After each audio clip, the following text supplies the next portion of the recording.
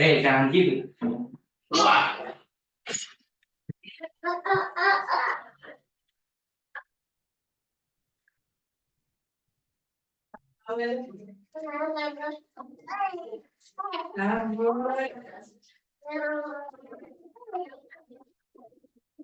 Jut, untung kamu cuma satu.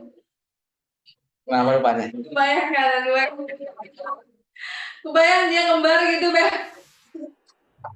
Dengan energi yang sama. Batuk. Kakak pipis, Pak. Dari tadi nggak pipis. Wah, tak lupa pipis kan. Apa tadi kakak ada pipis?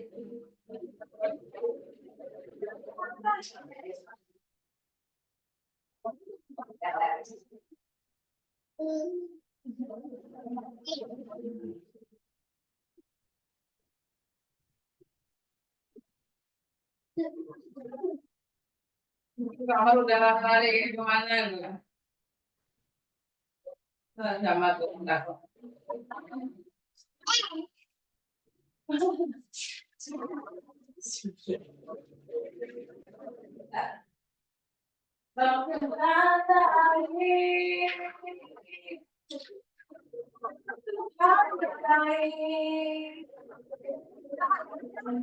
Berisik.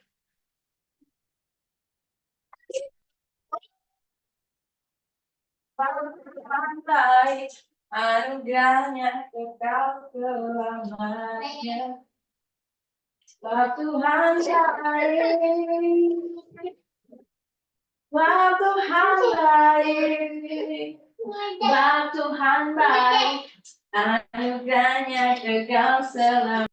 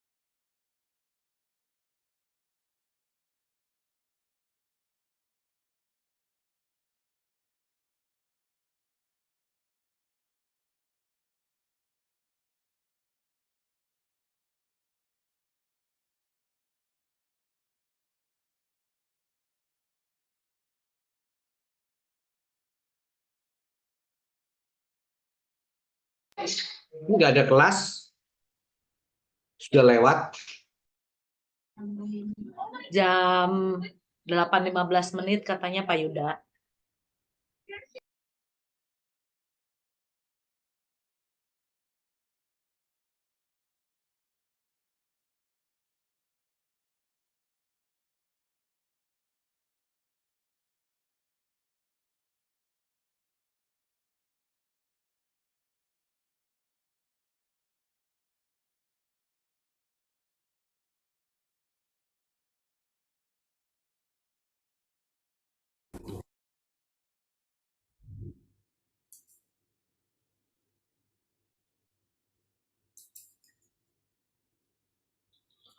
Ya, shalom teman-teman. Halo Ibu, selamat malam. Selamat malam. Ya, Maita, selamat malam Ibu. selamat malam. Ya, Ibu. ya, gimana kita bisa mulai atau masih menunggu? Jadi Naomi ya, yang mau ini Naomi sudah ada? Ada Ibu hadir. Ya, ya Naomi ya. Jadi silakan mau ini kan mimpin PWS dan sharing ya, ada Baik, sharingnya. baik, Ibu. Baik. Oke, kita mulai ya. Kira apa tak?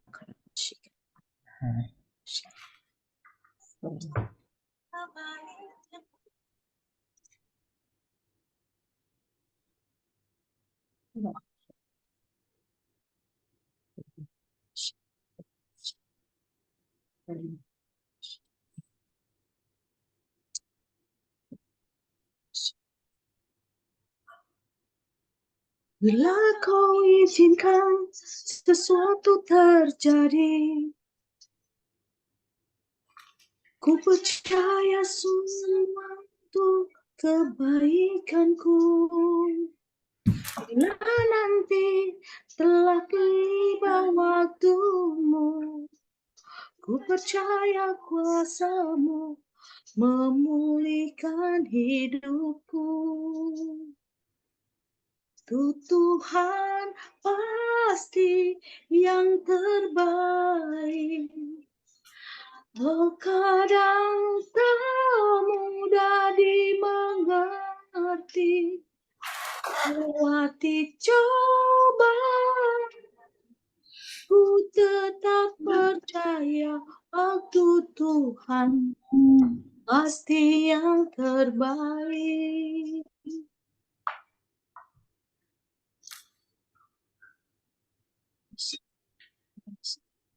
Bapa di dalam sorga, pada malam hari ini Tuhan, kalau kami sudah berkumpul lagi di kelas teologi malam Tuhan, akan menerima pengajaran dari dosen kami, untuk belajar lebih lagi Tuhan, dan pengurapan-Mu, hikmat yang daripada Engkau Tuhan, berikan kemampuan untuk belajar, sehatkan fisik kami supaya kami bisa mengikuti sampai selesai Tuhan. Terima kasih ya Bapa, atas pengurapan-Mu pada kami semua yang hadir pada malam hari ini. Semuanya hanya di dalam nama Tuhan Yesus, kami sudah berdoa dan mengucap syukur. Amin. Amin. Sebentar Bu, saya mau minta tolong anak saya untuk share screen-nya. Iya, iya.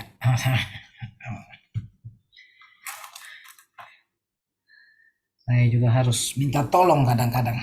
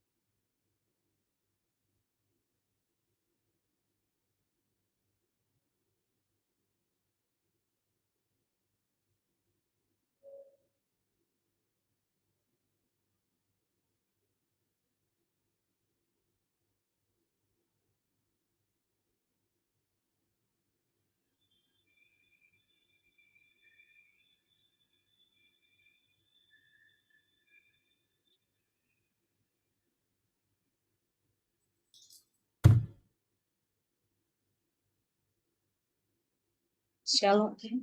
Shalom Ibu, shalom teman-teman semua. Shalom. Ini saya akan sharing yang dimana pada hari-hari ini atau gereja kami, gereja kita lagi fokus di dalam hal bangkit, jadilah terang. Yang di dalam Yesaya 60 ayat ketiga.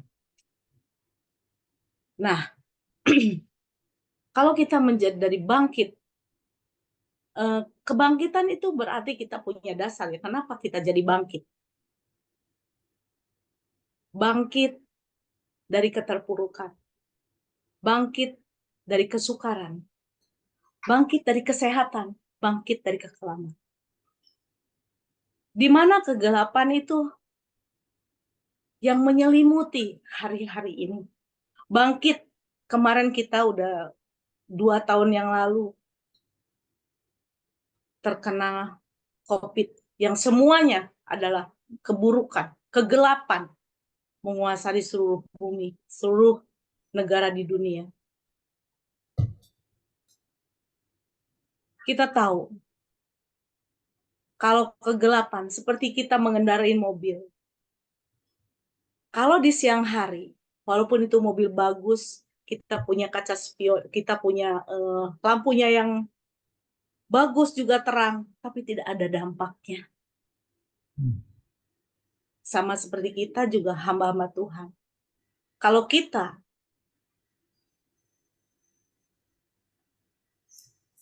tahu menjadi terang di dalam kegelapan. Jadi kalau terang itu 1 lilin pun, kalau di dalam gelap, kita akan menerangi diri kita ataupun sekitarnya. Firman Tuhan katakan di kitab Timotius ayat 3, 5 sampai dengan 6. Ketahuilah bahwa pada hari-hari terakhir akan datang masa yang sukar. Manusia akan mencintai dirinya sendiri dan menjadi hamba uang. Mereka akan membual dan menyombongkan diri. Mereka akan menjadi pemitnah. Mereka akan berontak terhadap orang tua dan tidak tahu berterima kasih.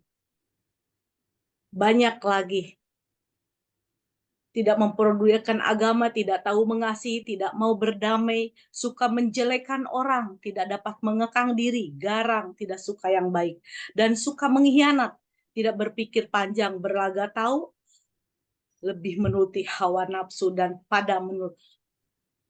daripada menuruti Allah. Secara lahir ya, mereka menjalankan ibadah mereka, tetapi pada hakikatnya mereka memungkiri kekuatan. Jauhilah mereka itu. Jadi intinya bangkit dan menjadi teranglah. Kita sebagai hamba-hamba Tuhan yang dipakai, yang diperlengkapi, kita harus menjadi terang di dalam kegelapan. Di mana kegelapan hari-hari ini lagi mendoktrin otak, pikiran-pikiran manusia, di mana hari depan, masa depan yang akan datang akan ada kesulitan, akan ada kesukaran yang membuat kita jadi takut.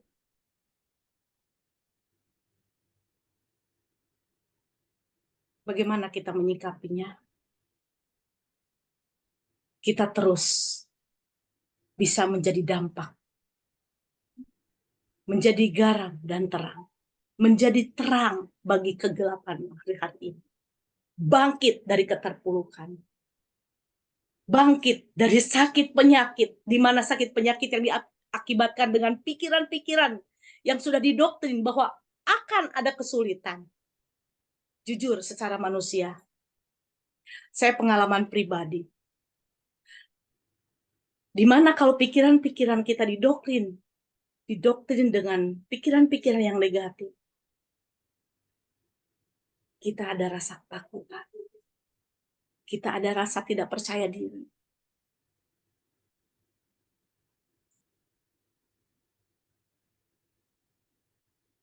Tapi kita orang percaya, kalau Tuhan sudah menanamkan pada kita doktrin-doktrin yang ilahi, doktrin-doktrin yang dari Tuhan. Kita percaya bahwa firman-Nya yang membuat kita semangat, membuat kita menghadapi bagaimanapun kejadian, apapun yang ada di depan kita, kita akan berjalan menjadi pemenang. Kita akan bangkit dari keterpurukan. Kita akan bangkit daripada kesulitan-kesulitan dunia. Dan kita akan menerangi di dalam kegelapan. Jadi, kita akan menjadi terang di dalam kegelapan. Kita akan bangkit daripada dengan doktrin-doktrin yang membawa kita ke dalam kemunduran di belakang. Bapak Ibu yang terkasih,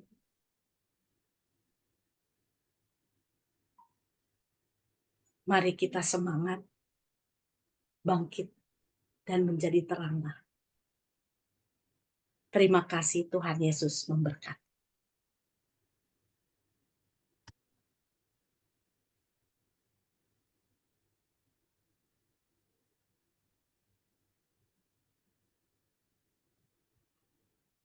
Silakan Ibu dilanjut. Ya, udah. Jadi udah ya. Terima kasih Ibu Naomi ya. Jadi terima kasih. Nah, teman-teman, jadi kira-kira seperti itu. Tapi kalau bisa, saya tuh mau mendengar yang ada hubungannya juga dengan pelayanan di gereja, manajemen gereja gitu loh, secara khusus. Jadi kalau kita dengar khotbah, dengar renungan, kita kan bisa dapat dari mana aja kan, benar nggak? Ya ini juga bagus sih, bangkit dan menjadi teranglah.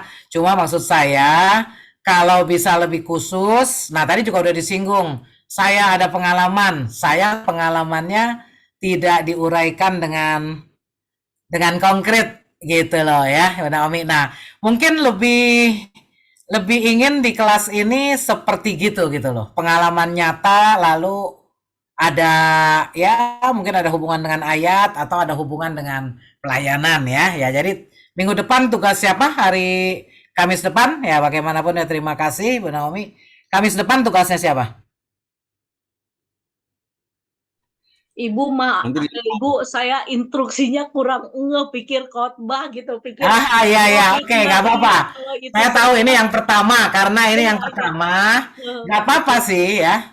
Jadi tetap menjadi berkat, Ibu Naomi ya, tetap menjadi berkat. Tapi saya beritahu supaya yang lain lebih ini, karena kalau khotbah kan kita udah sering dengerin kan, tadi ya kan. Nah, tapi kalau kuliah-kuliah saya selalu ada hubungannya dengan kuliahnya. Kalau kuliah manajemen ya ceritanya tentang sharing yang ada hubungannya dengan manajemen gereja. Kalau lagi kuliah misi, ya kan, sharing ada hubungannya dengan misi gitu loh. Tapi ya bagaimanapun ada kebebasan, jadi nggak usah khawatir Bu Naomi ya. Dan tidak dinilai kan, ya kan. Ya cuma ini kesempatan sharing. Tadi gimana Pak Hari ya? Atau gimana? Nah, kita belum jadwal buat minggu. Biasanya kita jadwal seminggu ke depan, Bu. Jadi hari Senin sudah ada jadwalnya. Nanti saya info deh. Ya, jadi kalau Senin udah ada jadwalnya, ya bisa Senin atau bisa Rebo. Jadi saya harapkan memang ketua kelas menolong paling enggak Rabu gitu loh. Jadi saya juga ngeh siapa yang mau sharing atau ini juga yang bertugas ya. Karena ada juga yang memang menyusun jadwal satu semester. Tapi terus yang bertugas juga tetap lupa kalau nggak diingatkan ya. Harusnya sih ingat sendiri gitu ya. Nah, tapi jadi seperti itulah. Kalau belum ada ya nggak apa-apa. Tapi nanti pokoknya ya Selasa atau Rabu itu sudah ada bahwa kita akan kuliah hari Kamis. Lalu yang bertugas press worship dan sharing gitu loh. Boleh, Bu, boleh. Oke ya, terima kasih Bu Naomi. Ya gimana terima kasih ya. Oke. Ya, kita lanjut dulu ya. Gimana? Tugasnya itu bisa atau susah? Bisa kan? Bisa dicari itu sih kan di browsing aja. Nah, bisa ya. Bisa, Bu. Bisa. Nah, ya, terus itu semua udah masuk belum ya ke kelas Google Classroom? Coba saya lihat Google Classroom-nya. Belum, Bu. Kan Belum tanggal 1 masuk. katanya, Bu. Hah? Kenapa? Oh ya, Bu Jani, tugas-tugasnya itu nanti dikirimnya melalui Google Classroom ya, Bu? Iya, dikumpulkannya di situ. Jadi baru ada 7 nih yang masuk. Jadi tolong diklik semuanya, jangan nanti ketinggalan. Ya, kalau andai kata Ibu Nita, Nita lagi email sedang error, ya nanti segera disusulkan. Jadi jangan nanti yang lain udah masukkan tugas, lalu saudara tenang-tenang gitu ya. Nanti terus udah orang-orang udah kumpul 3 tugas, saudara baru bilang sama saya, ah ya saya belum bisa masuk Google Classroom. Nanti jawab saya cuma udah terlambat. Gitu loh ya. Jadi ini paling ada kesempatan 1 minggu ke depan semua sudah masukkan tugas di Google Classroom. Nah kalau saudara lihat Google Classroom-nya itu juga ada tugas-tugasnya. Jadi masuk di tugas pribadi pertama. Ya, ini yang baru masuk kalau saya nggak salah baru ada ya baru Emilia dan Yuda yang hand it in itu 3 udah assign, Astrid, Hari, Hendrik, Naomi, Tommy ini udah masuk tapi masih belum masukkan, benar nggak? Benar ya? Bu, masukin apa ya, Bu? Nah ya kan belum pernah ya Pak ini masukkan tugasnya. Oh, tugasnya belum buat, Bu. Iya, kenapa belum buat? Jadi kalau di tempat anak saya kuliah, kalau waktunya udah deadline ya, lalu saudara mau masukin kagak bisa masuk itu. Betul, Nggak bisa memang masuk. betul. Nah, kalau di tempat kuliah anak saya ya, tadinya juga ada sekretaris saya yang bantu ya. Mungkin kalau saudara lihat di sini nanti yang akan memperhatikan Google Classroom ini namanya Kak Vena ya, Gabriel Ravena.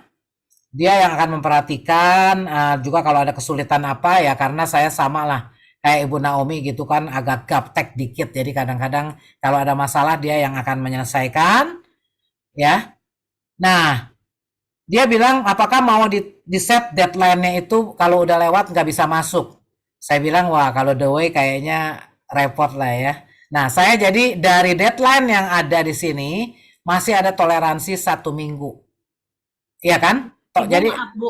Maaf, Bu. Ini deadline-nya kapan nih, maaf, kurang info. nah iya. Itu dia. Jadi mesti diperhatikan apanya? Yang harus diperhatikan adalah yang kemarin saya sudah bagikan atau saya perlu bagikan lagi ya. Itu saya share screen nih. Ada di grup, Bu. Kontrak kuliah ya udah ada kan? Kontrak Bu. kuliahnya. Ingetin Bu Naomi deh. Hah?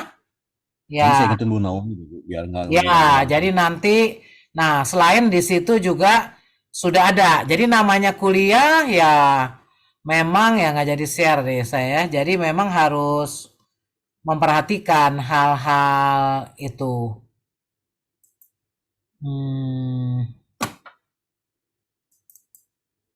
Malang. Ini kelihatan nggak kontrak kuliahnya yang dibuka udah kelihatan ya atau? Ya, kelihatan, Bu. Baru nama file. Kelihatan. Hah? Nah, Baru nama filenya. iya, baru nama filenya jadi ya oke deh nanti.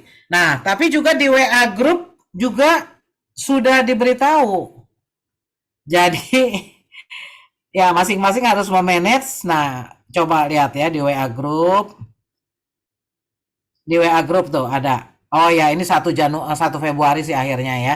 Dimundurkan ke 1 Februari, that's okay deh ini kan.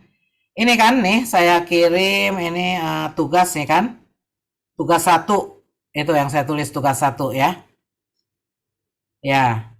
Ya, syukur ya ini karena supaya lebih panjang mikirnya itu dikumpulkan pada 1 Februari. Jadi nggak apa-apa. Ya. Nah, dari 1 Februari itu biasanya saya masih memberikan toleransi. Ya bagusnya sih kalau saudara mau masuk cepat dengan cukup rapi, itu pasti saudara dapatkan nilai 100. Jadi kalau tugas itu ya boleh dibilang kalau nggak jelek-jelek banget, ya nilainya bagus lah. Gitu kan? Ya, yang penting tepat waktu. Kalau baru seminggu telat, itu masih nggak ada pengurangan nilai. Tuh. Iya, 100 yang udah masuk benar 100. Ya, asal nggak ngaco banget jawabannya. Kalau kalau ngaco banget ya kan. Kalau enggak pokoknya beda-beda nggak apa-apa. Yang penting dihargai usahanya, itu kan. Nah, jadi sampai tanggal 8 itu masih oke, tapi lewat tanggal 8 itu sudah berlaku pengurangan nilai. Pengurangan nilai ya. Jadi kalau misalnya diperiksa bagus nih, dapatnya mungkin 100. Tapi karena udah telat tidak mungkin lagi dapat 100. Ya, mungkin cuma 90. Aduh, gimana Ibu? Kenapa? Aduh, saya gimana nih? Saya kurang pinter. Kenapa? Kurang pinter apanya? Jadi cuma cuma disiplin aja, Bu, gitu loh. Disiplin. Ya, disiplin lah gitu kan ya. Ya itu udah seminggu dilebihin masih oke kan. Makanya saya tahu karena nggak sama kalau kalau yang masih muda-muda kan kayak anak saya ya rata-rata umurnya kan 20-an gitu kan. Kalau dia telat semenit pun nggak bisa masuk, saudara. Tugasnya telat semenit itu Betul, udah jadi saya tertutup. nggak bakalan dapat nilai nanti. Nah, kalau saya enggak Ada Bu, seminggu. dulu ada dosen Hah? Ada kenapa? kita dulu ada bahasa Inggris semester pertama gitu. Jadi punya Google Classroom udah agak sedikit tahu gitu. Tapi aduh saya lagi ngeliat-liat ini di handphone juga lagi ngeliat-liat teman-teman yang Tinggal diklik aja kan. Sekarang udah bisa belum klik tuh. Yang saya udah Bu, kasih klik. sudah ada, saya udah ada. Nah, ya udah. Yang lain yang belum klik ya. Supaya ini kecuali kalau ada yang kerusakan atau apa. Nah, nanti kalau memang benar nggak bisa, nanti mungkin ketua kelas bisa hubungi Kak Vena di situ ya. Vena bisa dihubungi di Google Classroom-nya. Ya, Pak Hari bisa hubungi gitu kan. Misalnya, oh ada temen yang nggak bisa. Nanti dia yang akan urus. Ya Bu, Ya, makasih. oke, gitu. Ya. Jadi, ya namanya kuliah ya memang ada sesuatu yang harus dikerjakan, tapi juga saya sesuaikan. Kita tahu ini kelas ya ada yang punya banyak kesibukan, jadi ya udah disesuaikan itu ya, teman-teman ya. Oke, saya masuk ke pelajarannya ya. Ke pelajaran kita mau lanjutkan dulu. Jadi diharapkan yang lalu saudara udah kenalan dengan namanya manajemen. Khususnya kita memperhatikan ya tentang mengelola secara efisien dan efektif. Itu efisien dan efektif. Nah, manajemen itu bukan urusannya dunia sekuler, tapi di Alkitab juga ada. Udah, kita juga bisa lihat contoh-contoh manajemen di Alkitab ya. Nah, lalu itu juga diperlukan dalam gereja. Kalau sekarang saya mau share screen. eh mana ya? Oh ini nih dia nih. Oke, tentang share screen tentang inilah dulu ya. Mungkin tapi nanti semuanya akan ini ya kalau kalau tidak sama dengan kontrak kuliah cuma apa maksudnya mungkin ada yang duluan nanti ada lagi yang belakangan. Jadi hari ini kita lihat manajemen gereja itu kekhususannya apa? Nah, apa bedanya dengan manajemen biasa? Bedanya apa dengan manajemen biasa, saudara-saudara? Bedanya apa? Ya Bu, manajemen biasa kan mengurus hal-hal yang sekunder ya Bu ya. Kalau manajemen gereja lebih mengurus semua ruang lingkup yang ada di gereja Bu. Iya, tapi terus apa lagi kekhususannya? Ya memang di gereja ya, tapi kalau manajemen ya memang pakainya ilmu manajemen ya. Tapi yang paling utama juga diperhatikan sasarannya itu apa? Sasarannya bukan hanya apa yang menjadi keinginan kita sendiri ya, tapi dihubungkan dengan Missio Dei. Begitu, dihubungkan dengan Missio Dei. Sebentar ya, ada yang saya mau tanya juga ke anak saya sebentar.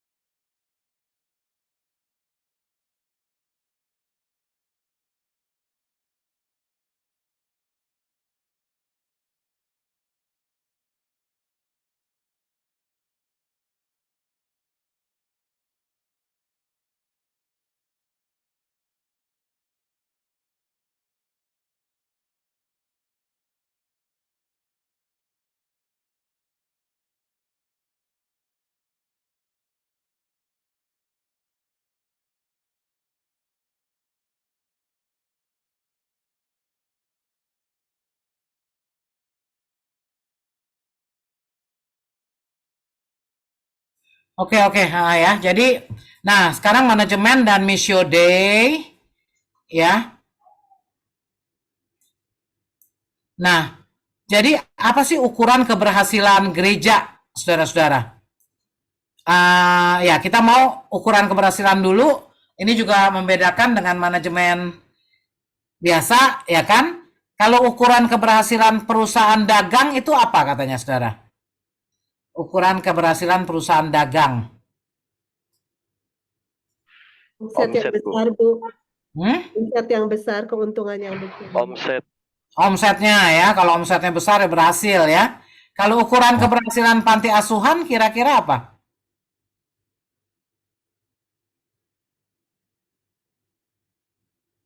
Hmm.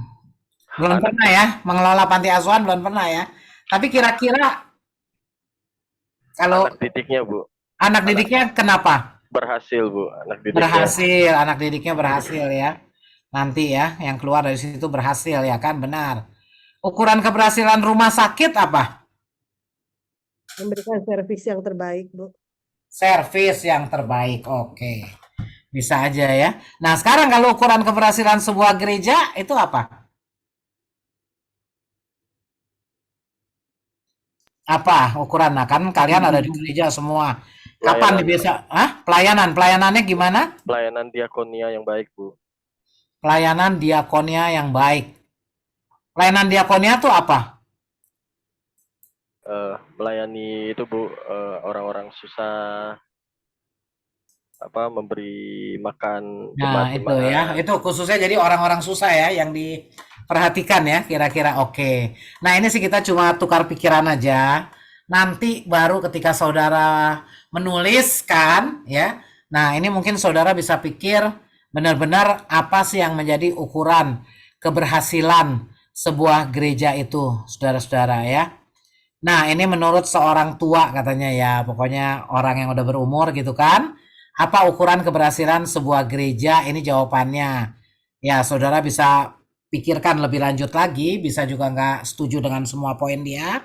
Tapi dia katakan, ya, gereja berhasil kalau hubungan antara gembala, ya, itu dengan akrab dan gembalanya itu mudah dijumpai ya, mudah diakses gitu kan, mudah dijumpai. Kalau gembalanya jarang kelihatan misalnya kan, wah itu dia nggak gitu mau. Nah tapi ini menurut dia ya kan.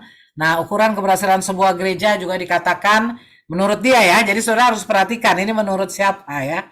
Ini cuma tukar pikiran aja. Diberkati persembahan yang melimpah katanya. Oh ya dia bilang kalau persembahannya banyak itu berarti berhasil. Kalau tadi enggak kan ya, dibilang diakonianya justru ya bagus. Nah itu juga nggak apa-apa ya. Atau banyak orang mau bantu di dalam, banyak orang yang ikut pelayanan. Itu berhasil katanya. Atau sarana prasarananya memadai. Atau programnya bagus katakan. Ya. Nah lalu ini dalam kenyataan dikatakan ada gereja-gereja modern yang dipimpin oleh para pebisnis atau profesional. Ada dampaknya bagus nggak kalau yang mimpin itu para pebisnis katanya kan? Ada bagusnya ya positifnya gereja mungkin jadi handal mempertajam sasaran yang mau dicapai. Ya, manajemennya bagus, efektif, efisien, tidak boros, menjaga relasi dan sekaligus mencapai sasaran. Tapi mungkin bisa jadi negatif. Negatifnya itu pragmatis, yaitu perhatiannya cuma diarahkan pada hal-hal yang kelihatan aja, jadi kurang mendalam, kurang memikirkan misalnya hal-hal teologis, atau negatifnya juga materialis. Ukuran keberhasilan gereja dilihat dari sarana, program, dan jumlah kehadiran dalam kebaktian ini. Ya. Nah, bagaimana merumuskan keberhasilan gereja? Di sini katakan tidak cukup pada misi gereja saja. Rumusan misi gereja seringkali terutama dikaitkan dengan dorongan integrasi pada program kepemimpinan, suasana spiritual, dan program meraih keluar ya katanya ini. Jadi merumuskan keberhasilan gereja itu cukup luas. Rumusan misi gereja seringkali dikaitkan terutama dengan pertumbuhan iman warga jemaat saja. Juga ada yang seperti ini. Ya, enggak ini aja. Rumusan misi gereja seringkali dikaitkan pada Matius 28. Nah, ini ada Matius 28, tahu nggak saudara apa? Ada yang tahu? Amanat agung. Iya, ya, amanat agung ya. Oke, ayat 18. Nah, setujukah Anda bahwa misi gereja adalah bagian dari misi membawa kabar baik keselamatan dari Allah ke dunia? Setuju nggak? Ya. Kalau setuju kenapa? Ya, kenapa setuju? Ini benar, kenapa setuju? Dan kenapa tidak setuju? Setuju nggak? Misi gereja itu adalah bagian dari misi membawa kabar baik keselamatan Allah. Setuju, Bu. Setuju, ya kan? Ya, karena kita mau membawa keselamatan ya. Semua setuju kayaknya ini kan. Nah, terus kita ya. Nah, ini kira-kira seperti ini, saudara ya. Misi gereja ini dilingkupi dengan misi Kristus yang mau memberikan keselamatan, yang sudah memberikan keselamatan, dan dalam hubungan dengan misi yang lebih besar lagi, itu adalah misi Allah, Missio Dei. Ya, nah itu jadi ya, gereja berhubungan, misi gereja itu nggak bisa, ya pokoknya gereja saya mau begini tapi tidak berhubungan dengan misi Kristus dan misi Allah itu. Jadi ini mesti sangat terkait sekali ya, saudara-saudara ya. Nah, ini juga jadi misi gereja dengan manajemen untuk mendukungnya. Jadi, nah tapi berhubungan dengan misi Kristus memberi keselamatan dan misi Allah itu. Nah, ukuran gereja yang berhasil dan dimanage, ini dimanage bahasa Inggris kan dengan baik. Ciri-cirinya misalnya bisa dikatakan setiap unit pelayanan bersinergi ya. Unit pelayanan itu ya misalnya ada unit pelayanan anak, remaja, pemuda, ya, dewasa, lansia, atau unit pelayanan diakonia, musik, ya, kebaktian misalnya. Setiap unit pelayanan ini bersinergi, mesti saling mendukung dan memperkuat. Nah ini ya udah ada contohnya juga tadi. Lalu setiap orang bertumbuh dalam karakter dan kemampuan, komitmen dan kontribusinya serta multiplikasi diri. Nah, ya itu paling enggak jadi ciri-cirinya seperti itu, saudara. Nah, jadi komponen gereja yang di sini harus dievaluasi bertahap serta dikembangkan dan dikelola. Ini saya belum kasih teorinya yang jelas ya, tapi ini baru garis besar aja, saudara ya. Garis besar misalnya kita harus mengevaluasi corak kepemimpinan. Corak kepemimpinannya di gereja itu gimana? Tunggal yang pegang kepemimpinan atau tim ya, atau bagaimana? Tapi nanti kita akan belajar lebih detailnya. Nah, suasana ibadahnya juga bagaimana? Lalu ada pembinaan yang kontinu enggak ya dalam kelompok kecil? Kalau di gereja saya namanya life group. Kalau di tempat saudara namanya cool kali kan? Cool, ya kan ya? Ada yang namanya date. Nah, macam-macam juga. Nah, ini bagaimana manajemennya? Stewardship itu penata layanannya, ya. Organisasi gerejanya tepat guna. Nah, lalu ada target jelas untuk meraih keluar dan berbagi Injil serta berbagi hidup keluar lingkungan gereja.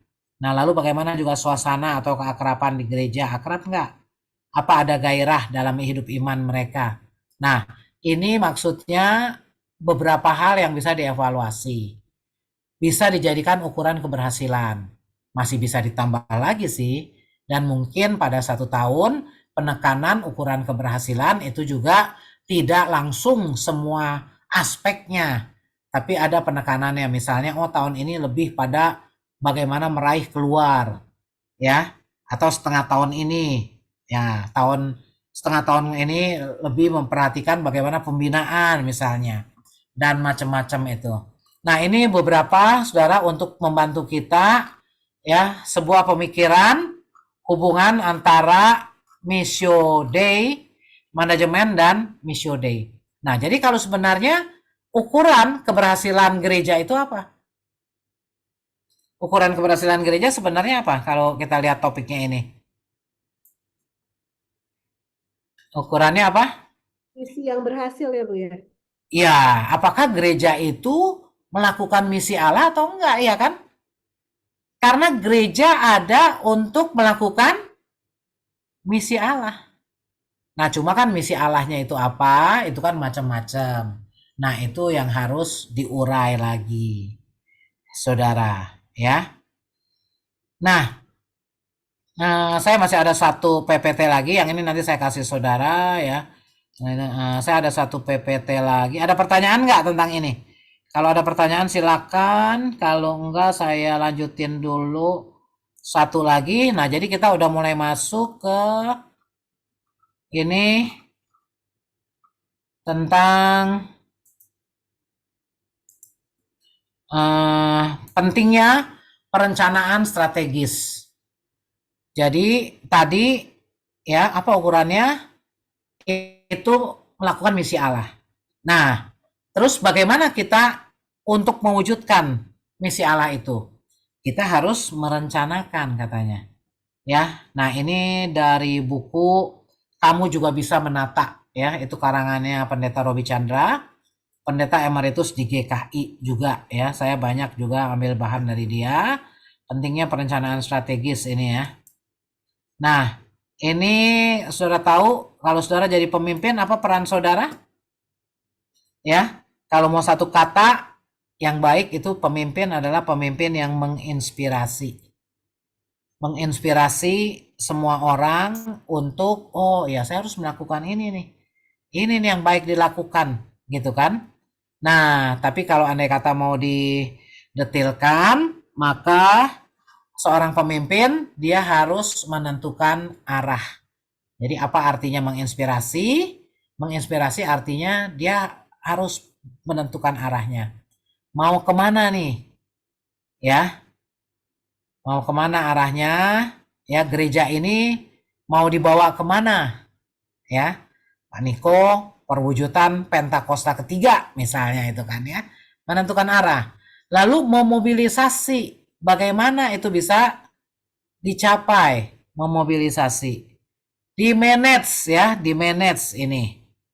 Kalau misalnya itu supaya ada kebangkitan rohani, generasi Yeremia ya, generasi muda. Nah, itu berarti pelayanan kaum muda harus menjadi hal yang penting sekali. Lalu mengembangkan pengikut dan mencapai hasil nyata. Itu ya, mencapai hasil nyata. Nah, pentingnya perencanaan strategis ya. Ini dari kata strategi, saudara tahu deh ya. Jadi tindakan-tindakan yang didesain untuk mencapai suatu sasaran kerja atau tujuan. Jadi bagaimana ya tindakan apa yang dibutuhkan untuk mencapai satu tujuan, saudara. Nah, perencanaan strategis itu adalah sebuah proses sistematis ya, sistematis. Jadi kalau saudara pemimpin gereja, saudara harus menginspirasi, saudara juga harus bisa membuat perencanaan strategis. Perencanaan strategis itu mencakup upaya apa? Membayangkan suatu masa depan yang diinginkan, saudara, ya. Membayangkan suatu masa depan yang diinginkan. Ada nggak? Nah makanya nanti saudara bisa mengevaluasi ya gereja di mana sekarang saudara ada. Gereja saudara sekarang udah bagus, tapi mungkin saudara masih punya dream. Saya mau gereja saya ke depan lebih begini-begini. Misalnya, ya. Nah, menerjemahkan gambaran masa depan tadi ke dalam suatu sasaran-sasaran atau tujuan besar. Merumuskan tahap-tahap langkah dalam sasaran-sasaran tadi. Itu ya. Nah, jadi seperti itu. Ya, jadi ya ini. Terus perencanaan strategis. Nah, berarti kita mau memetakan, memotret keadaan masa kini. Ya, saudara kalau mau berencana, nah biasanya awal tahun nih, atau kalau di gereja kami akhir tahun, berencana untuk tahun depan mau gimana nih. Maka dimulainya dengan memotret keadaan masa kini. Mau berjalan tahun 2024 ini kemana? Nah, kita mesti tahu dulu. Tahun 2023 udah sampai mana, benar nggak? Ya, tahun 2023 sampai menyimpulkan apa yang dipelajari. dari tahun 2023 ini, saudara-saudara. Menyimpulkan apa yang dipelajari. Nah, lalu perencanaan strategis, proses untuk menentukan 4 hal besar dalam hidup komunitas Kristiani. Menentukan kemana Tuhan menghendaki komunitas Kristiani melangkah dan apa yang perlu dicapainya. Nah, ini ya. Nah, juga bedanya manajemen gereja dan manajemen biasa. Manajemen biasa mungkin cuma rapat gitu kan. Tapi di sini dikatakan menentukan. Jadi kita juga berdoa selain membicarakan bersama, menentukan kemana Tuhan menghendaki komunitas Kristiani melangkah dan apa yang perlu dicapainya. Komunitas Kristiani ya gereja kita lah ya. Gereja kita nih mau melangkah kemana. Menentukan kejelasan sejarah, riwayat komunitas atau identitas. Menentukan bagaimana proses yang akan ditempuh agar komunitas dapat meraih yang Tuhan inginkan. Mengevaluasi sudah seberapa jauh komunitas ini melangkah dalam upaya mencapai sasarannya. Ya, udah seberapa jauh melangkah itu.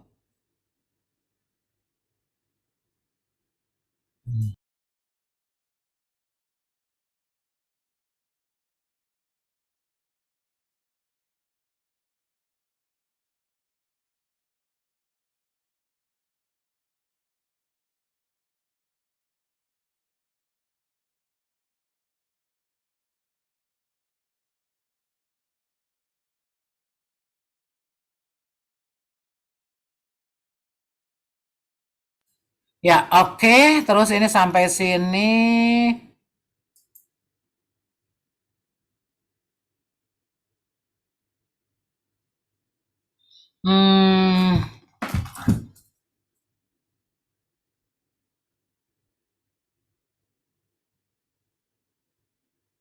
Ya.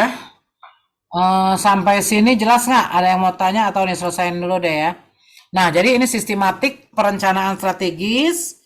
Biasanya seperti ini nih.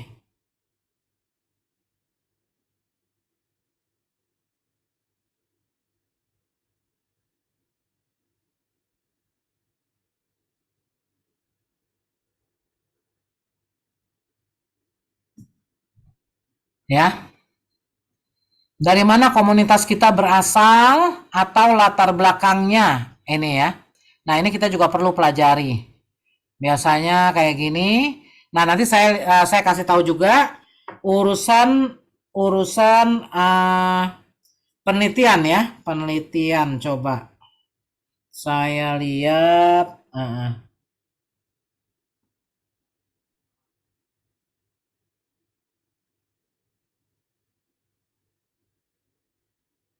di mana komunitas kita berada ya. Nah, yang tadi saya katakan udah sampai mana nih? Bagaimana komunitas kita akan melangkah? Penentuan strategi dan sasaran ya itu. Ya, kalau misalnya itu gereja ya sudah sampai mana nih? Ya, kayak kalau itu STT Battle the Way juga kan ke depan mau melangkahnya apa? Nah, sudah sampai di mana perjalanan kita? Lalu disusun program rinci ya. Kapan program itu dilaksanakan? Lalu pengukuran hasil. Kemana komunitas kita akan menuju?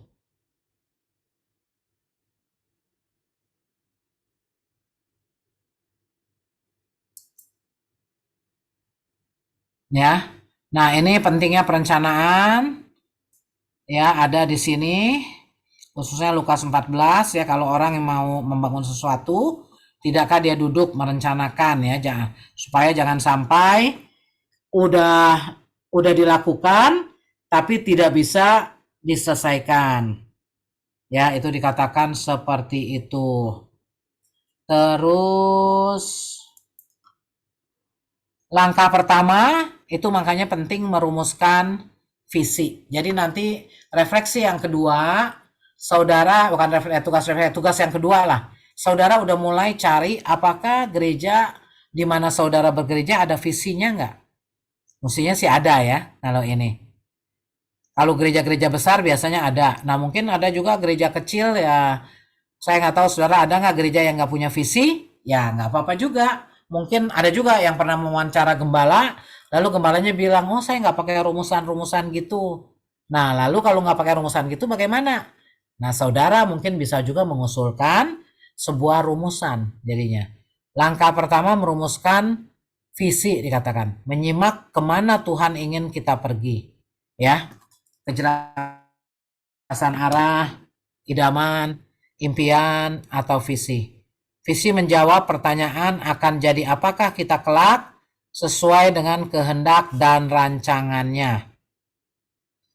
Rumusan visi harus diungkapkan dengan bahasa yang singkat, padat, dan komunikatif. Contoh menjadi gereja yang paling ramah dan mengesankan bagi setiap orang yang bersentuhan dengannya.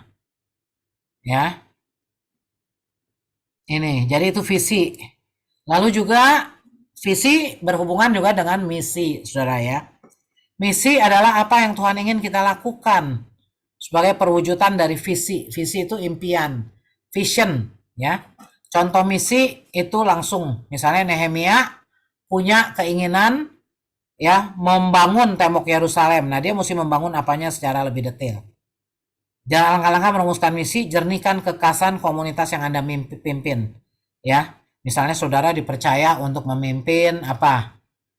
Memimpin kul kaum muda, ya. Kekasannya apa kul kaum muda ini? Ya, nah ini petakan segmen yang Anda layani. Kul kaum muda saudara orangnya terdiri dari umur berapa sampai umur berapa? Ya, atau kul yang saudara pimpin ini terdiri dari kul berapa orangnya umur berapa sampai umur berapa nih? Kerjaannya apa mereka? Supaya nanti ketika saudara kasih contoh-contoh itu relatif mendekati. Ya. Ya kayak saya ya coba lihatlah kira-kira kelas ini terdiri dari siapa saja sih gitu kan. Nah, petakan peran-peran, rincikan kebutuhan utama, rumusannya jadi melakukan ini agar atau bagi sehingga memberi dampak apa itu biasanya rumusan misi. Saudara-saudara.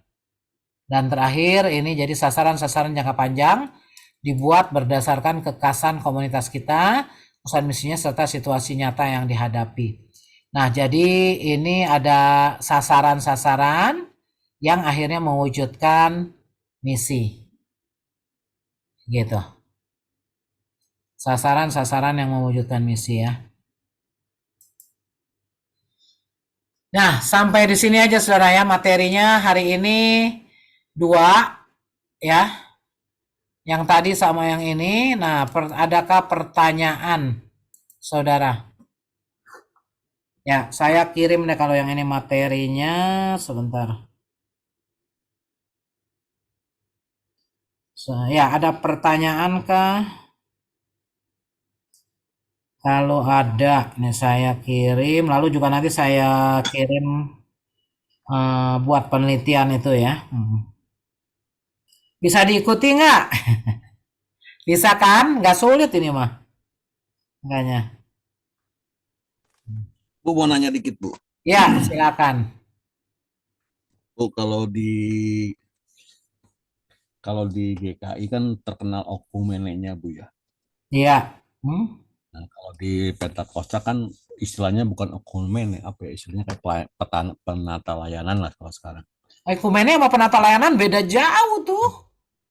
Iya maksudnya. Apa yang kamu mengerti dengan ekumene? Nah, kalau ekumene kan gabungan pelayanan keluar lah maksudnya pelayanan keluar. Ya, kalau penata layanan apa? Apa ya? Keuangan, Bu. Nah, itu makanya ya kan. Itu satu pelajaran tuh ekumene ya. Oke, nah apa yang Ya, kamu mau maksudnya tanya? Ya, maksudnya gini lah. Kalau sekarang kalau satu gereja pelayanan keluarnya atau pelayanan ke masyarakatnya itu terlihat bagus atau baik, tapi di dalamnya manajemennya nggak bagus. Bisa dikatakan berhasil nggak gerejanya? Tapi di mata masyarakat sih keluar, wah ini gereja bagus. Ya, itu tergantung apa yang menjadi visi misi dia kalau menurut teori ini. Visi misi gereja itu apa gitu loh. Jadi selalu gereja harus menggumuli visi misinya dan keberhasilannya ya diukur dari visi misi itu kan. Visi dia utamanya apa? Mencapai keluar. Jadi semuanya pasti ada visi misinya itu gitu loh. Visi misinya. Begitu. Iya dong. Jadi misalkan visi misinya tuh misalkan gitu Nah, membantu masyarakat sekitar gitu kan ya. apa benar Ya nggak misal, visi misinya itu? Iya, dia mau memang membantu sekitar. Oke. Nah, terus? misal. Nah, bagian itu ya dengan kegiatan sosial lah, apalah dan sebagainya. Dia pasti konsentrasi ke sana gitu kan, karena Nah, mau melakukan misinya. Nah, itunya sudah berjalan dengan baik, dengan rutin dan dengan eh, luar biasa lah bisa dibilang. Tapi di dalamnya ribut mulu gitu, antara kepala, antara ke jemaat atau dan sebagainya gitu. iya. Tapi waktu melakukan kegiatan itu sih kan udah terprogram, dana sudah disiapkan dan sebagainya, itu jalan gitu. Tapi waktu pertemuan-pertemuan intern itu ribut, sering beda pendapat lah, sering apalah sehingga Ya, ya, tidak itu nyaman. yang Anda harus evaluasi makanya nanti. Ah, Nah, ya iya. maksudnya mungkin di mata orang lain gereja ini gereja eh, berdampak lah dengan pelayanan mereka keluar gitu kan. Tapi di dalam sendiri nggak berdampak gitu. Nah, maksud saya kalau memang gereja ini bisa dibilang berhasil, apa betul gitu loh, Bu? Nah, iya, jadi Kalau memang dengan misi. dilihatnya dari sudut mana gitu kan, jadinya. Mm-mm. Ya, itu bisa macam-macam sudut dan itu terus justru akhirnya tugas Pak Hari juga untuk bisa mengevaluasi gitu loh. Ya kan sayang kok ada gereja kayak gitu loh. Benar nggak? Betul. Ini mah bukan ya contoh aja gitu maksudnya. Ya iya, tapi kita makanya jangan mengada-ada juga kalau nggak ada gitu kan ya. Jadi nggak ada gunanya. Yang kita evaluasi adalah yang ada. Ya, Ah, ah, gitu. Oke, Bu. Ah, ah. Yang ada Makasih. kita evaluasi. Ya, ya. Jadi semuanya itu ya tergantung yang menentukan emang. Bu, mau nanya, Bu. Ya, silakan.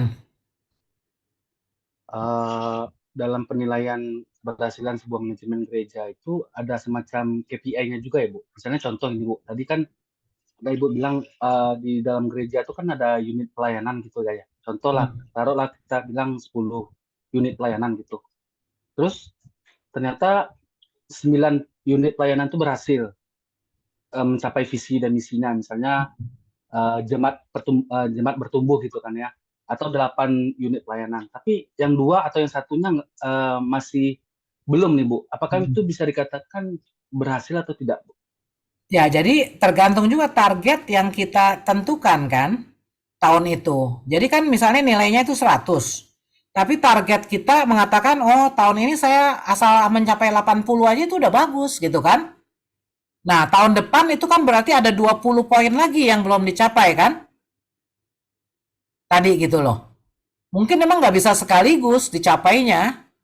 Kalau gini ya kan. Nah, nanti ada juga contohnya. Nanti pelan-pelan saya kasih contoh ya walaupun memang penilaian itu ada yang setuju ada yang enggak tapi saya pikir memang menolong lah begitu ya.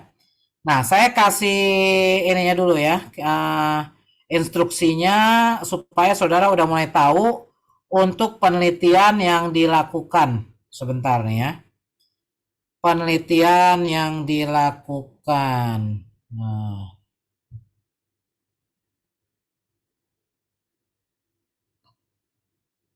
ya ntar saya kirim di WA grup.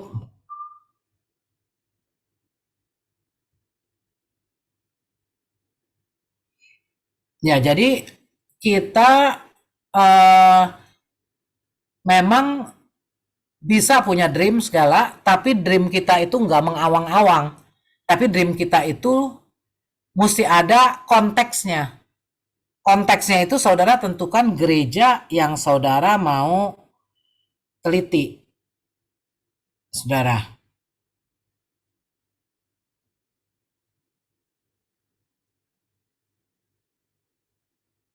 Itu ya.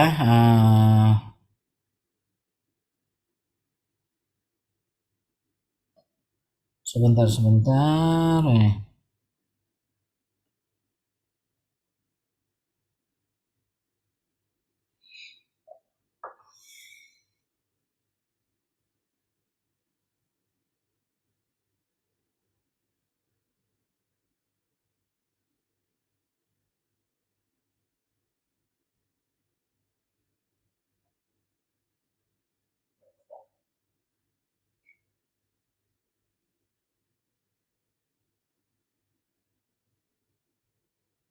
Ya, sebentar saya kirim.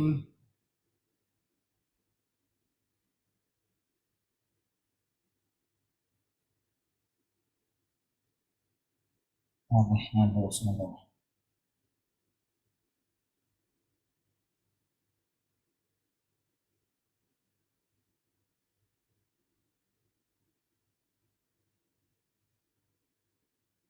Lagi mencari ininya Pak. Oh, ini nih ada juga nih.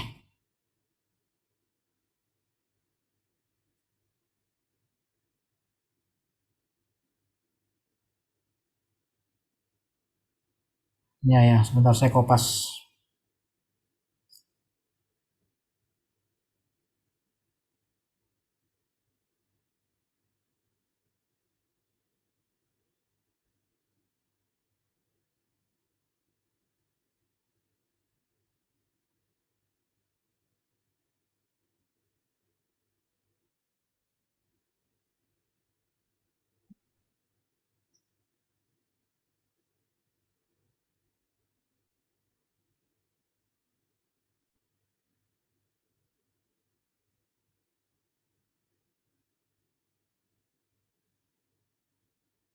Iya, masih.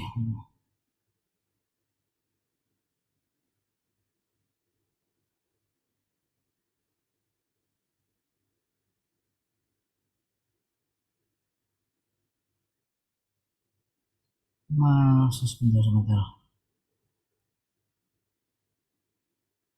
Cari filenya dulu.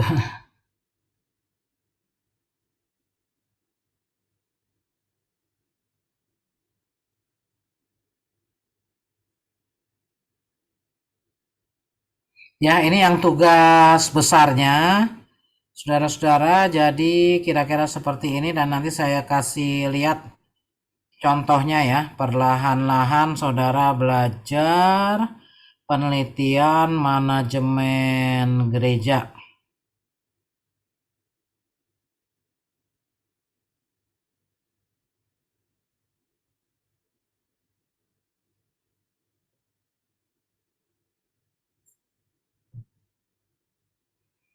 Oke, udah. Ini bisa dibaca, saudara-saudara. Oh ya, sambil baca ini ya. Jadi ini penelitian manajemen gereja yang nanti diminta dipresentasikan masing-masing dalam waktu sekitar 30 menit lah masing-masing ya. 30 menit sampai 40 dengan tanya jawab gitu kan. Jadi penelitian manajemen gereja tujuannya apa? Mengetahui dan menganalisis bagaimana gereja yang diteliti mengatur kehidupan gerejanya, sehingga efektif dan efisien dalam mewujudkan visi misinya. Hal-hal yang harus diketahui diteliti, profil atau potret gereja, sejarahnya, visi misinya, values itu nilai-nilai ya, perencanaan strategis, struktur kepemimpinan dan organisasi, ya jumlah anggotanya ya pokoknya deskriptif lah itu ya, gambaran supaya orang yang nggak tahu tentang gereja itu jadi tahu saudara. Lalu kegiatan-kegiatan pelayanan gereja dan tujuannya, dan penutup kesimpulan evaluasi saran peneliti ya. Makalah dikerjakan dengan jumlah 7-10 halaman ya, ini ya segala macam, font Times New Roman 12 PT, spasi 1,5 dalam bentuk Word. PowerPoint dibuat untuk kebutuhan presentasi. Nah, ini kalau bisa kumpulkan seminggu sebelum presentasi. Kalau yang yang sekarang awal-awal sih mungkin ya 3 atau 4 hari lah sebelum presentasi itu kan ya, ke dalam link folder drive individu yang telah diberikan atau ke WA group dulu lah. Ya, ke WA group dulu. Ini saya Sebentar saya ini. Eh, jadi tanya dulu ke WA dosen ya.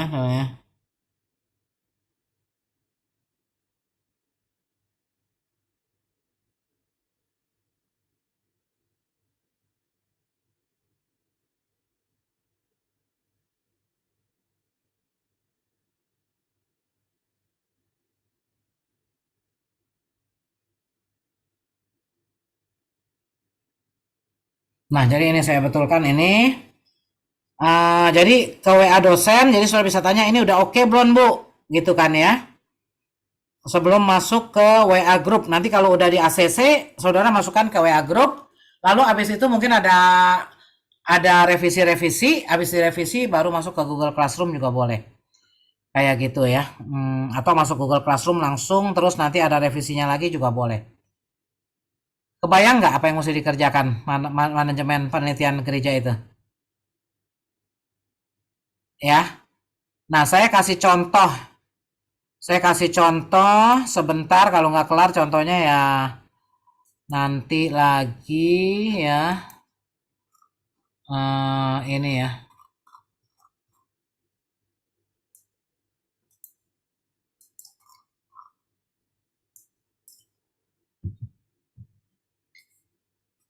Ya, ini Senayan City ya saudara ya. Senayan City, nah misalnya jadi saudara mencari apa. Nah sekarang sih saudara baru kerjakan yang tugas pertama itu dulu lah ya. Tapi makanya segera dikerjakan sambil mulai pikir-pikir. Ini yang mesti dipresentasikan. Ya. Nah ini Senayan City saudara tahu ya gerejanya besar. Jadi memang juga cukup banyak. Ini dia slide-nya sampai 32. Nah tapi bisa juga kalau gerejanya terlalu besar banget. Saudara memang ambil gambaran umum secara keseluruhan. Ya seperti yang lalu udah ditanyakan kalau nggak salah ya hari itu. Tapi saudara lebih khusus misalnya mau meneliti satu bagian aja juga boleh. Ya tapi ini akhirnya awalnya dia ini ya jadi visinya mempersiapkan umat yang layak di hadapan Tuhan untuk menjadi penuai di era Pentakosta ketiga ya. Misinya menjadi wadah bagi umat untuk mencari Tuhan melalui doa. Nah ini bagusnya ada sumbernya dari mana ini sumbernya? Sumbernya mungkin dari warta jemaat di gereja itu atau gimana ya. Nah tapi pokoknya ada visi misi. Nah lalu dia kalau Senayan City dia ada nilai-nilainya. Nilai-nilai.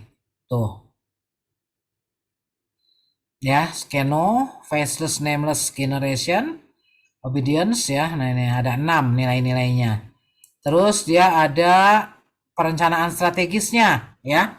Jadi perencanaan strategis itu bagaimana visi misi tadi itu mau dicapai.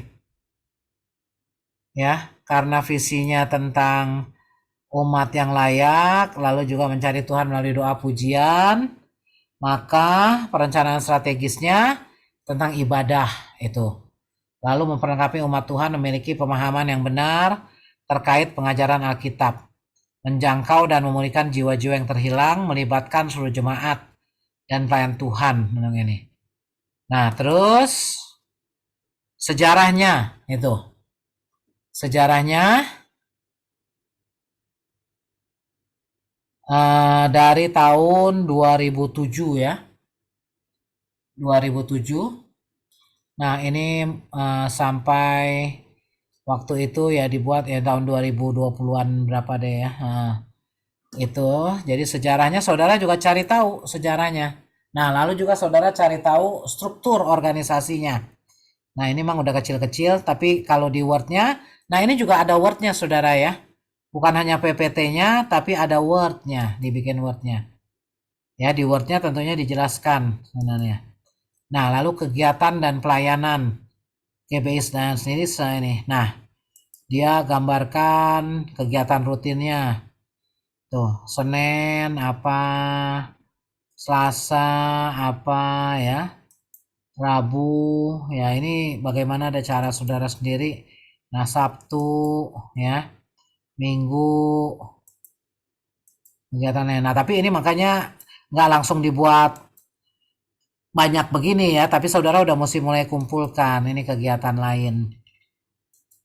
Nah, ini dia kegiatan rutin. Oh, ini sudah pandemi apa ya? Kalau ini ada yang sesudah pandeminya juga. Ya, ini banyaknya. Nah, ada daftar kegiatan. Ini ada kegiatannya dibedakan karena waktu itu masih pandemi ya. Kegiatan sebelum pandemi dan kegiatan saat pandemi. Perbedaan kegiatan lain. Nah, saudara udah lihat kan ini ya, materi ini udah kan?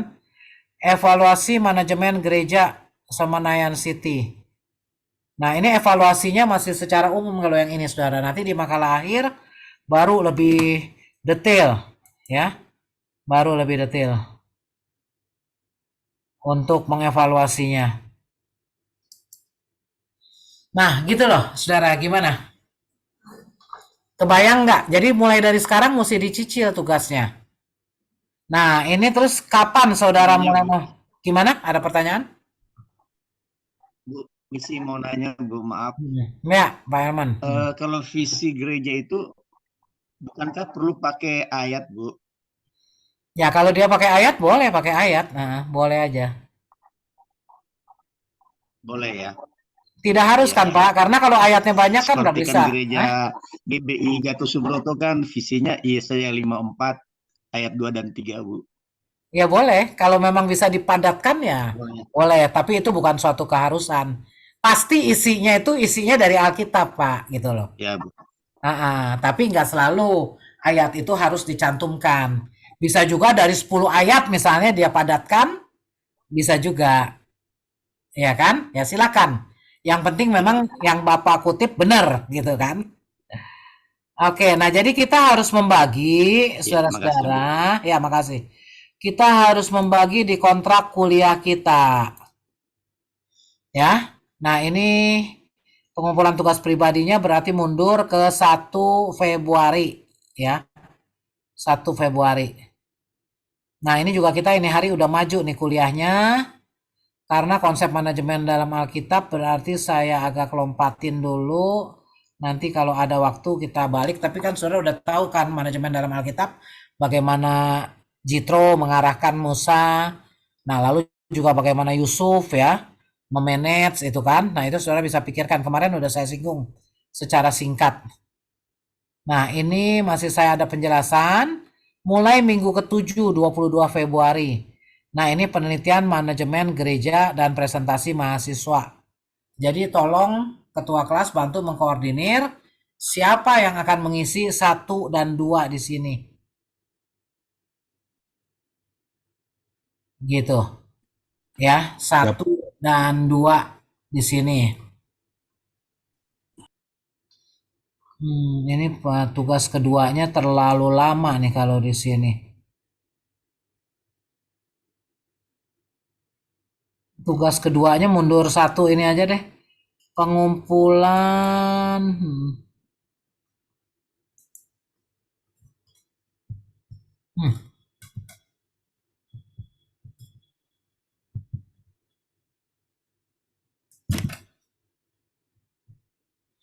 Pengumpulan tugas pribadi 2.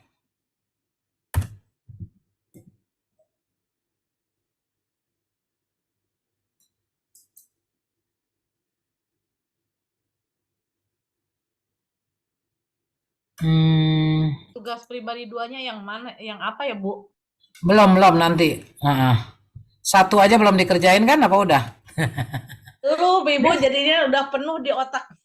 Iya, makanya ini saya baru nulis aja nih. Aduh, pengumpulan tugas pribadi 2 salah lagi nih. Makanya ini saya baru ngatur waktunya saja. Harusnya di sini. Aduh, salah lagi nih. Ini, Oh ya, Bu, untuk penelitian manajemen gereja itu yang menurut Ibu besar itu kapan itu, Bu? Apa yang mana? Yang tadi penelitian manajemen gereja tuh yang Ibu kirim. Iya, ini makanya saya nanya nih, siapa yang mau presentasikan 1 dan 2 tanggal 22 Februari? Ini ada yang 22 Februari. Nah, tapi presentasi duluan nggak apa-apa. Nanti masih bisa dibetulkan. Kalau saya penilaiannya nggak pernah penilaian waktu di sini udah penilaian final, nggak. Tapi nanti kalau yang 1, 2 masih belum sempurna, malah waktu betulkannya cukup panjang. Nah, ini ada yang 3 dan 4 nih. 29 Februari. Nah, ini biasanya mau ditentukan pakai apa nih hari? Dipakai spin, diundi atau gimana? Sementara sih nomor urut aja Bu, lebih cengli lah. Ah, bener nggak tuh teman-teman mau nomor urut? Kecuali ada yang akhir mau majuan, nah itu tinggal switch aja. Oh, jadi kalau nggak ada apa-apa, nomor urut katanya. Kalau nomor urut itu siapa duluan? Coba tolong dicek. Pak Budi ya? Bina ya? Hah? Bina ada nggak? Di sini Bina. Oh iya, Bina berarti. Jadi misalnya ini Bina dan siapa? Dan Pak Budi ya, kalau nggak salah. Coba bentar Bu, saya cek Bu ini. Bu. Ya, dilihat aja dulu, dilihat coba.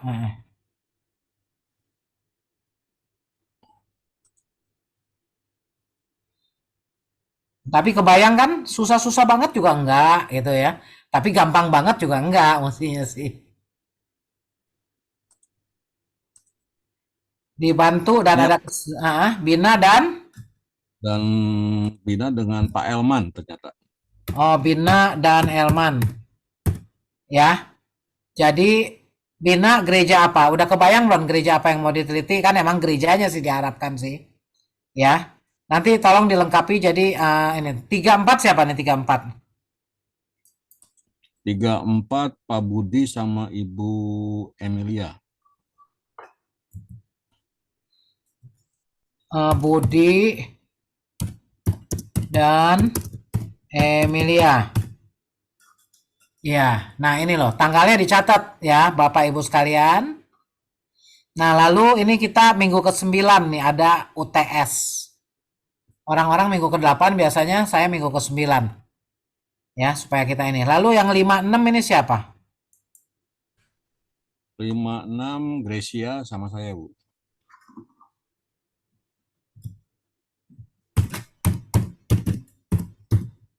Gracia dan Hari. Terus 78 Hiu dan Naomi.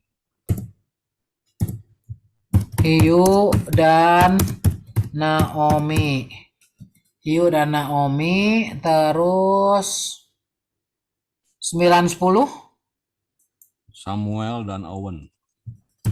Samuel dan Owen. Ini salah nih emang ininya buku apanya. Nah, ini juga ada pengumpulan tugas kelompok. Ini nanti ada rangkuman YouTube, nanti saya jelasin lagi. 11 dan 12 ini apa? Siapa nih? Tommy dan Yuda. Tommy dan Yuda. Mohon maaf kalau ada salah tulis nama, nanti dibetulin lagi. Terus 13 14 Yunita Hendrik. Yunita dan Hendrik. Nah, nanti kalau udah kayak di ujung gini, waktu betulinnya malah sedikit. Udah mesti siap-siap sampai UAS. Tapi kalau yang awal presentasi, waktu betulkannya lama. Jadi biasanya UAS-nya bisa kelar duluan. Ada satu Ya, lagi, karena, Bu. kenapa? Tiga, Bu. Hah? Ada 15 orang kan, Bu? 15 orang. Nah, lo siapa satu lagi siapa? Ibu Astrid. Ibu Astrid ya. Oh, berarti ini ada yang mesti di sini dong nih. 15. Oh, terakhir 3 gitu. Ya, ada kemungkinan, tapi kalau enggak, saya nanti lihat mungkin yang presentasinya agak singkat gitu loh ya. Agak singkat. Nanti misalnya gerejanya nanti kita lihat ya, pokoknya yang agak singkat ini Astrid ya. Karena mendingan ya Ibu Astrid mungkin ada pilihan deh mau kapan nih? Ya Bu, di sini aja. Di sini aja. Nanti susah bikin makalahnya loh di sini, jadi jangan kira-kira enak loh. Karena udah hampir jadi ke makalah nih. Kalau saya selesai Bu, saya nanti kasih tahu Bu. Nah, Kayak tinggal itu. semua nanti saya bikinkan ya daftarnya di WA grup, lalu tolong tuliskan gereja apa namanya yang mau diteliti. Jadi GBI Sukawarna misalnya ada beberapa ya. Nah, apakah semuanya mau bareng-bareng GBI Sukawarna atau ya dia kalaupun bareng ya, tapi mungkin ada penekanan yang berbeda gitu loh.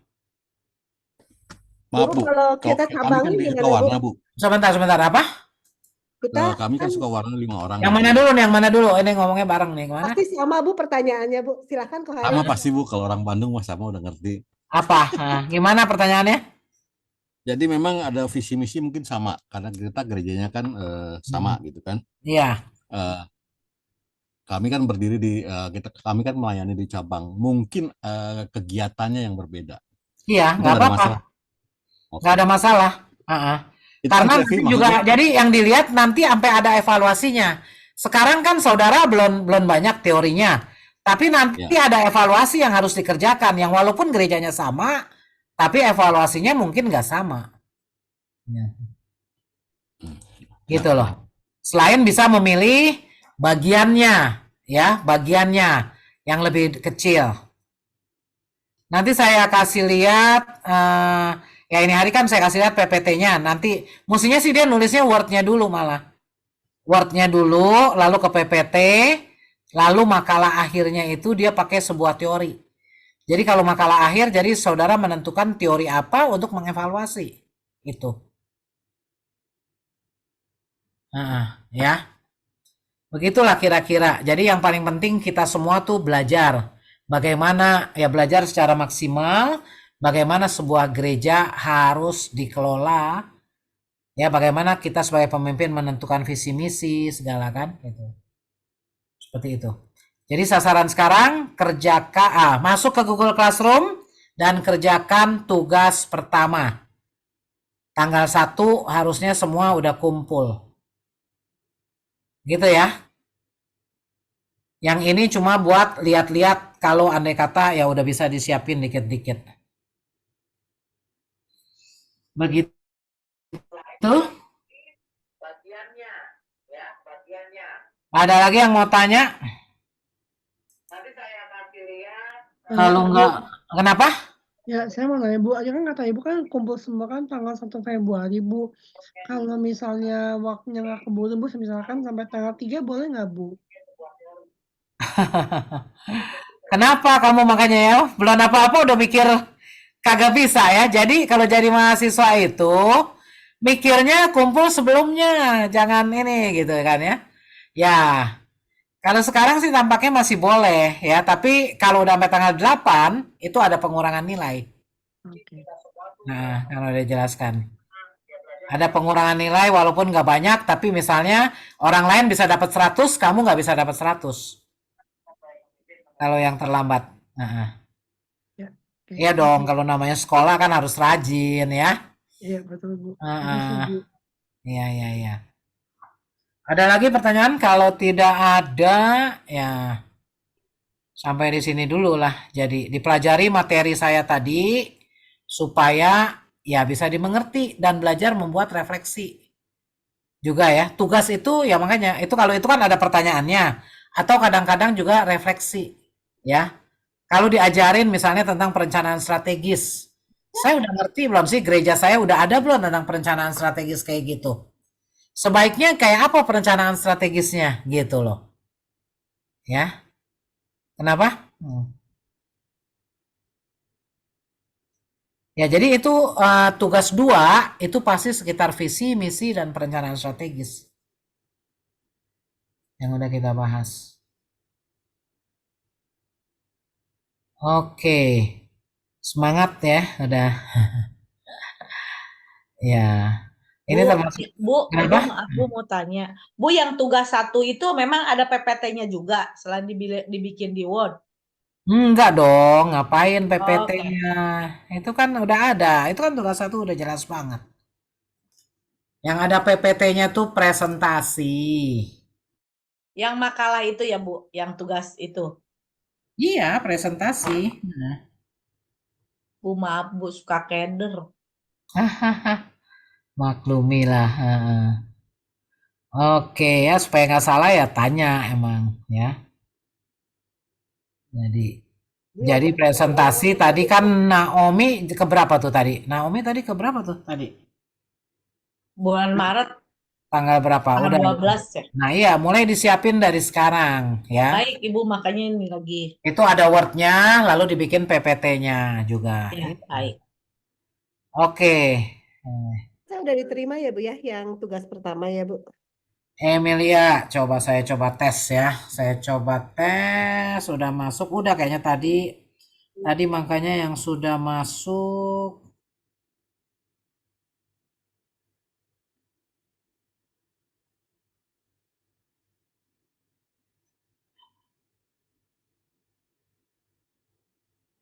Tugas satu ya, tugas pribadi 1 sudah benar. Tadi yang udah masuk jadi baru 2 orang ini. Emilia dan Yuda yang udah masuk ya. Ini calon-calon dapat 100, kemungkinannya 100. Coba kalau dilihat. 200 dong Bu, kan bonus. Karena Ibu, karena waktu itu kan katanya tanggalnya mundur tanggal 1. Boleh. Iya tanggal 1 emang. Jadi Ini yang kali lewat tanggal 1 berarti nggak dapat 100 ya Bu? Iya. Lewat tanggal 1 malah boleh. Ya oke. Ya ini udah. Ya Bu, masih 5 hari lagi bisa lah. Nggak sampai yang lebih tanggal 1. Iya, pertanyaannya diperhatikan ya. Ini udah benar juga. Oke. Udah 9 orang yang masuk ke sini. 9 orang. Saya nggak tahu yang lain kenapa belum masuk dari 15 itu. Tahu kan semua, nggak ada yang nggak tahu kan? Masuk aja dulu gitu loh. Nggak di... Bu, yang 9 orang yang masuk apa Bu? Tugasnya udah masuk begitu Bu? Bukan, udah masuk ke Google Di Google Classroom. Classroom. Oke. Baik. Jadi yang udah masuk tuh kan tadi ya. Yang udah masuk nih kan Artlin siapa lagi nih? Artlin Awe siapa? Namanya ini makanya jangan lain-lain loh, nanti tidak dikenal. Ini siapa nih? Artlin siapa? Itu anak saya Bu, jadi saya panik request berdua sama anak. Oh, jadi nanti nggak tahu nih, makanya nih nanti semoga diingat, nanti takutnya salah gitu loh. Kenapa nggak bikin email lagi aja ya ini misalnya, tapi ya udah kalau ini Astrid, Bina, Hari, Hendrik, Naomi, Peter Owen, Samuel, Tommy. 9, 11 jadi yang udah masuk. 4 orang lagi belum masuk. Ya. 11 orang yang udah masuk. Jadi segera masuk, jangan sampai nanti orang udah kumpulin tugas, kamu masuk juga belum. Jadi hari ini masuk semua kan? Masuk kelas maksudnya. Masuk kehadiran ya, kehadiran kuliah. Oke. Kenapa? Grecia nggak hadir. Iya tadi ada yang lapor ya. Tadi ada yang lapor nggak hadir ya si. Nggak bisa hadir ya. Oke. Satu orang nggak hadir. Oke. Makasih. Ya. Oke, sampai di sini. Kalau begitu, ya yang doa siapa? Ibu Naomi lagi berarti yang doa ya. Ya oke deh. Baik Bu. Bapa di dalam sorga, di dalam nama Tuhan Yesus Kristus, Allah kami yang hidup Tuhan, terima kasih Tuhan kalau kami sudah mengikuti pembelajaran perkuliahan pada hari ini Tuhan, kiranya Engkau mengurapi kami, memberikan hikmat, kepintaran, kecerdasan, pengertian Tuhan, supaya kami bisa dan dimampukan Tuhan untuk mengerjakan tugas-tugas yang sudah diberikan kepada kami dari dosen kami Ibu Meta Tuhan. Kiranya Engkau memberkati juga Ibu Meta, sehat selalu Tuhan, dan kami semua di tempat ini, teman-teman juga biar diberikan kesehatan Tuhan yang luar biasa, berikan semangat Tuhan. Terima kasih ya Bapak Roh Kudus untuk malam hari ini. Kami sudah menyelesaikan perkuliahan dari awal, pertengahan, sampai dengan akhir malam hari ini Tuhan. Besok kami akan libur dan besok kami akan mengerjakan tugas-tugas. Terima kasih ya Bapak, semuanya hanya di dalam nama Tuhan Yesus. Kami sudah mengucap syukur. Haleluya. Amin. Terima kasih Bu Amin. Neta dan teman-teman semua. Terima kasih Bu. Terima kasih ya, Tuhan memberkati semua. Selamat malam, selamat Selamat malam, God bless. God bless, Bu.